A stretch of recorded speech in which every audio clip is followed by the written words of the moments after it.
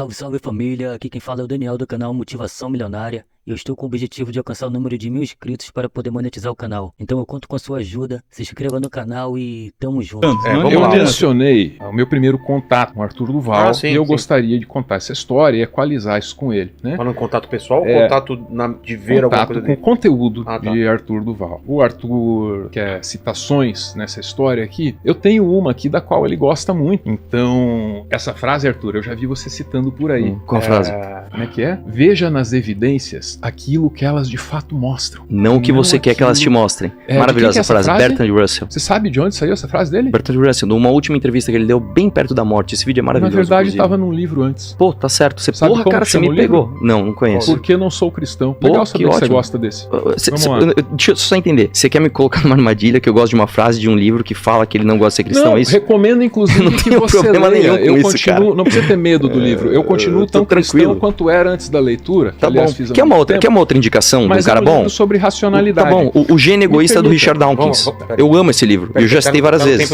Em 2016, estudantes protestavam contra uma reforma no ensino médio. Arthur Duval vai até uma escola e faz um vídeo, veja você, em que ele debate ou discute ou bate boca com esses estudantes que estão com o rosto borrado porque são menores. Aí eu fico pensando, ele diz aqui, eu sou jornalista profissional, traz aqui o registro dele aí no ministério. E eu fico pensando, alguém já viu o Caco Barcelos na Rede Globo borrar o rosto de alguém e sair batendo boca com essa pessoa? Não, porque essa prática é antiética, para não dizer, agora você vai me permitir, fica à vontade, covarde em termos de comunicação. Se o rosto tá borrado, é porque aquela pessoa tá em posição de fragilidade, posição que deve ser respeitada pela sua postura com a câmera, com seus milhões de seguidores diante daqueles jovens. E você, um homem adulto, bate boca com estudantes de rosto borrado na frente de uma escola. Para quem estuda comunicação, isso é um assinte. Essa é uma prática que não deveria existir. Fico até surpreso de saber que esses vídeos continuam no YouTube com sucesso. 756 mil na primeira mais. Parte, 5 milhões na parte 2, dentro da escola. Arthur, o que você se lembra a respeito desse dia e como você defenderia essa prática? Você percebe a contradição nela que eu tô apontando? Posso falar uma boa pergunta educada, sem a de homem dessa vez, apesar de que você me chamou de covarde, mas eu achei uma boa pergunta. Em primeiro lugar, o seguinte, eu quero deixar claro que nos meus vídeos eu não debato só com menor de idade, eu debato com professores universitários. Nesse dia, inclusive, apareceu um advogado, todo com ar de salvador. Debati com o advogado também, debatemos com professores, debatemos com sindicalistas, debatemos com políticos, a gente debate com tudo. A gente não vai brincar com criança de 10 anos para expor ao ridículo. Agora, o que estava acontecendo de fato ali era o seguinte, alunos estavam invadindo, esse é o nome, invadindo uma escola porque eles eram contra a PEC do teto. Eu fui para lá fazer uma pergunta simples. Você está impedindo outros alunos de estudarem por causa da PEC do teto. Você leu a PEC? E os alunos respondiam sim. Quantas páginas tem a PEC? Aí o cara não sabe responder. Aí eu dava aquela induzida. Mais ou menos de 60. Mais de 60, não PEC, né? A página tinha 6 páginas.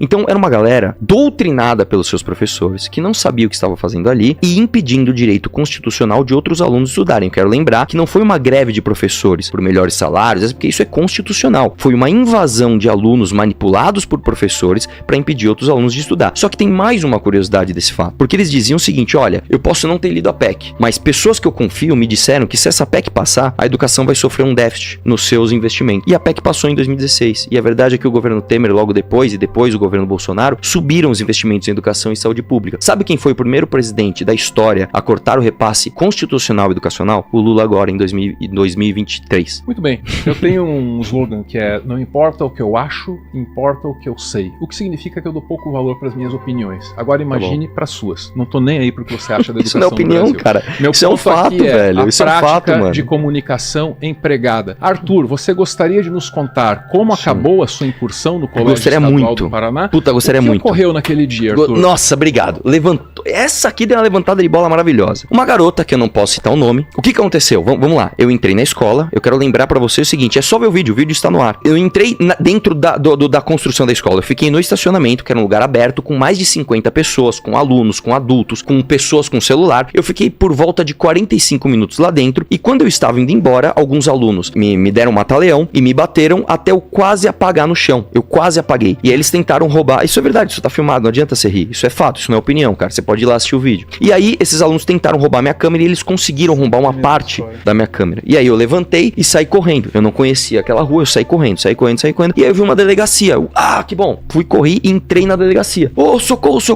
Quando eu li lá, delegacia da mulher. Aí tinha um policial lá, falou, o que aconteceu? Eu falei, eu tô sendo agredido.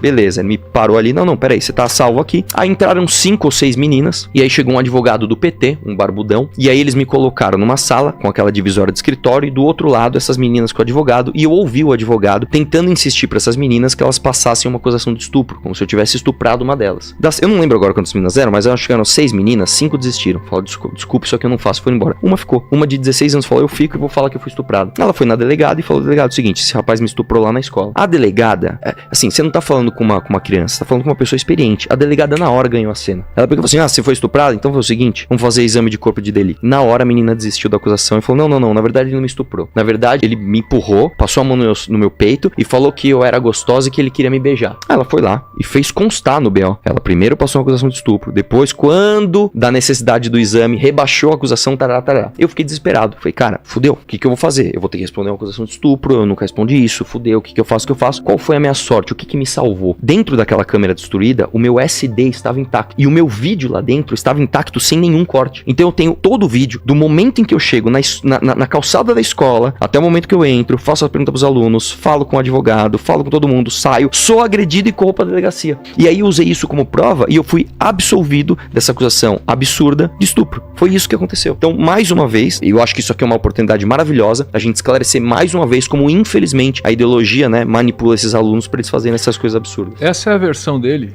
Eu gostaria de trazer algumas das palavras dessa garota. Ele estava se filmando com essa mão, à direita, e a outra estava livre. Nisso, ele passou a mão no meu seio, até a minha cintura. Eu fiquei horrorizado. Ele ficava falando, vocês são muito gostosas. Chamou a gente de vagabunda. E aí vem a parte aqui que eu acho mais dura. Em casa, tomei 5 banhos. Parece que eu ainda me sentia suja. Recomendo as leituras das reportagens a respeito desses fatos. Uma reportagem muito completa é a do José Marcos Lopes, publicada a 9 de março de 2022, por ocasião de uma reincidência do Arthur. Veja que curioso.